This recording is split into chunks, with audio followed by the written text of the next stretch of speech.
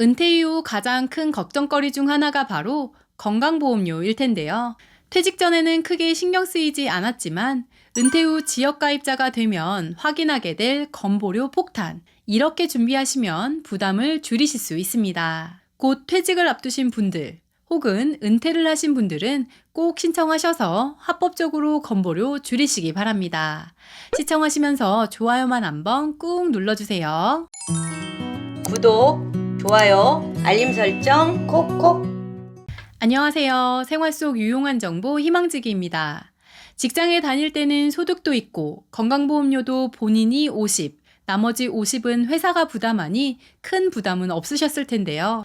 직장인들은 소득의 7.09%를 매달 건강보험료로 납부하고 있는데 예를 들어 근로소득이 300만 원이라면 7.09%인 금액 21만 2,700원 중 10만 6,350원은 본인이, 나머지는 회사가 내기 때문에 큰 부담은 없습니다. 하지만 직장을 그만두고 나면 생각보다 많은 건보료에 놀라시는 분들 정말 많습니다.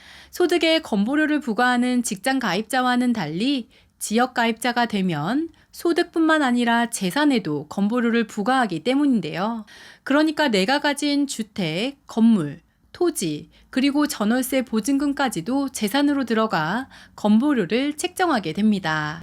재산은 60개 등급으로 나누고 각 등급에 해당하는 점수 곱하기 208.4원을 한 금액이 재산에 대한 건보료로 부과되는데요. 예를 들어 과세표준 5억 원 상당의 집을 소유하신 분이라면 재산 점수가 757점이 되는데 757점에 208.4원을 곱한 15만 7,700원이 납부해야 될 건보료가 되는 것입니다. 또한 지역가입자의 경우 사업소득, 이자소득, 배당소득도 100% 건보료로 부과하고 있고 공적연금, 즉 공무원, 군인, 우체국, 사학연금과 국민연금에도 50%의 건보료를 부과하고 있는데요. 이렇게 재산과 소득 모두의 건보료를 부과하기 때문에 직장 가입자보다 부담이 클 수밖에 없습니다. 그렇다면 어떻게 하면 건보료를 줄일 수 있을까요? 먼저 은퇴 전이라면 임의계속 가입 제도를 활용하실 수 있습니다. 임의계속 가입을 신청하시면 퇴직 전 직장 가입자로 납부하던 건보료 수준으로 36개월간 보험료를 납부할 수 있는데요. 직장 가입자와 동일하게 피부양자 등재도 가능하기 때문에 실제로 많은 분들이 활용하고 있습니다. 단 2가지 조건이 있는데요. 퇴직 후 지역가입자 건강보험료를 고지받은 납부 기한으로부터 2개월 이내에 신청하셔야 한다는 점과 퇴직 이전 18개월 기간 동안 직장 가입자로서 근무를 하셔야 한다는 점인데요. 중요한 것은 신청 기간이 지나면 임의 계속 가입을 하실 수 없으니 꼭 기간 내에 신청하셔야 한다는 것입니다. 신청은 건강보험공단 지사에 방문하시거나 국민건강보험 홈페이지에서도 가능하고요. 문의사항이 있으신 분들은 국민건강보험 고객센터 1577-1000번으로 하시기 바랍니다. 2번째, 피부양자로 등록하는 것입니다.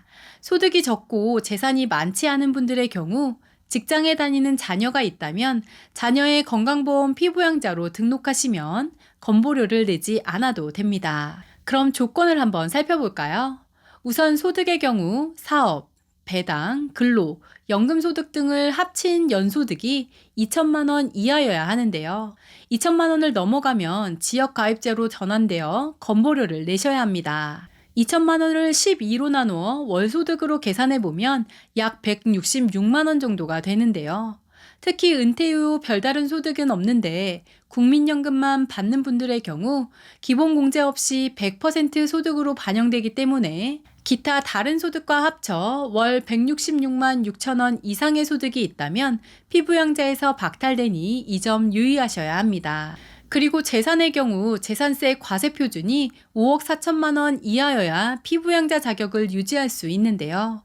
재산세 과세표준이 5억 4천만 원부터 9억 원 사이일 때는 연소득이 1천만 원 이하여야 피부양자 등재가 가능합니다. 이때 과세표준이란 부동산 공시가격의 약 60에서 70% 금액에 해당되는데요. 예를 들어 시가 8억 원의 아파트를 소유하셨다면 과세표준이 약 5억 원 정도로 피부양자로 등재가 가능합니다.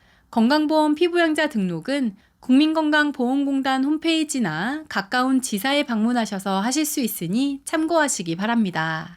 자녀의 피부양자로 들어가는 게 가장 좋겠지만 부동산과 자산도 많고 소득 여건도 초과한다면 세 번째, 재취업이 방법입니다. 은퇴 후 재취업을 한다는 게 쉬운 일은 아니지만 요즘은 하루 4시간에서 6시간 정도 근무하시고 120만 원에서 150만 원 사이의 월급을 받을 수 있는 시니어 대상 일자리들이 많은데요. 매년 초 모집하는 정부 일자리, 공공형 민간 일자리에 취업하시면 다시 직장 가입자가 되실 수 있으니 가능하신 분들은 활용해 보시기 바랍니다. 마지막으로 이미 지역 가입자로 전환되셨다면 재산을 줄이시는 것 또한 대안이 될 수 있는데요. 재산이 많을수록 건보료도 증가하니까 재산이 많다면 비과세 한도 내에서 증여를 하여 재산을 줄이실 수도 있습니다. 배우자에게는 10년간 6억 원까지, 성인 자녀에게는 5천만 원까지 증여세가 없으니 이 금액을 활용하시면 됩니다. 보통 소득세 신고 후 그 정보가 10월에 건강보험공단으로 넘어가 11월부터 반영되는데요.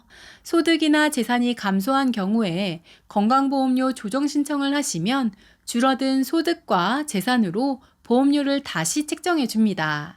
단 신청한 사람에게만 보험료 할인을 해주기 때문에 소득과 재산이 줄어들었다면 그 즉시 신청하시기 바랍니다.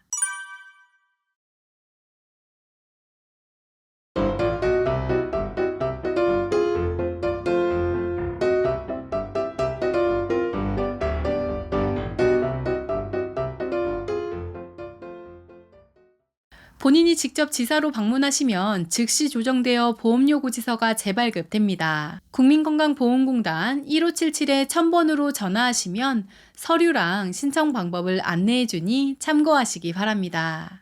이번 영상이 조금이라도 도움이 되셨다면 구독, 좋아요, 알림 설정 눌러주세요. 감사합니다.